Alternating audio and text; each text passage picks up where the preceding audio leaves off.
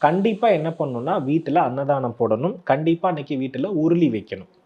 அந்த உருளியில வந்து பாத்தீங்கன்னா எப்போதும் போல வெட்டிவேர், வாசனை திரவியங்கள், அதே போல வந்து வெள்ளி நாணயம், தங்க நாணயம், முத்து, பவளம் இதெல்லாம் போடணும். அதுக்கப்புறம் பன்னீர் ரோஜா, மல்லிகை, வெற்றிலை இதெல்லாம் வச்சு என்ன பண்ணணும், தாமரையோடு நல்லா டெக்கரேட் பண்ணி அதையே நம்ம லக்ஷ்மியாக பாவிக்கணும். எதை? உருளிய. அப்படி உருளியை பாவிச்சு அதுக்கிட்ட நம்ம என்ன கேட்குறோமோ அதை அன்னைக்கு உடனே தரும். ஸோ அக்ஷய திருதியை அன்னைக்கு வீட்டுடைய மத்தியம பகுதியிலோ வரவேற்பறையிலையோ யாரு வந்து உருளி வைத்து உருளியிடம் வேண்டுவதை கேட்கிறார்களோ அது அடுத்த வருட அக்ஷய திருதிக்குள் அவர்களுக்கு கிடைத்திருக்கும்.